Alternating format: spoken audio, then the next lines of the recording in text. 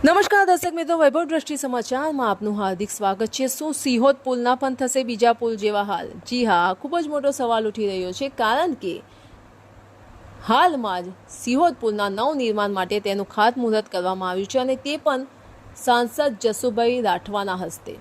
જી હા, સિહોદ પુલનું ખાતમુહૂર્ત સાંસદ જસુભાઈ રાઠવાના હસ્તે કરવામાં આવ્યું છે અને જેના પેટે સરકાર દ્વારા 36 કરોડ રૂપિયા જે છે એ ખર્ચ પેટે ફાળવવામાં આવ્યા છે। પરંતુ સવાલ એ છે કે શું આ પુલનો પણ બીજા પુલ જેવો હાલ થશે?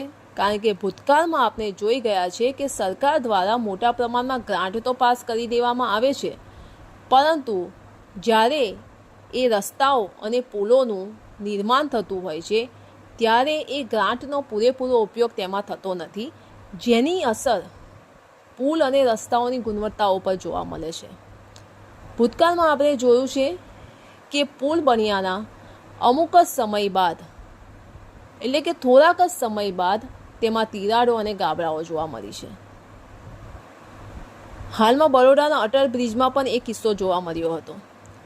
તો કહેવાનું માત્ર એટલું છે કે સરકાર દ્વારા જે 36 કરોડ ફાળવવામાં આવ્યા છે, જો તેનો પૂરેપૂરો ઉપયોગ આ પુલના નવનિર્માણમાં થાય તો પુલનું ભવિષ્ય સુધરી જાય અને તેનું આયુષ્ય જે છે એ લાંબુ થઈ જાય।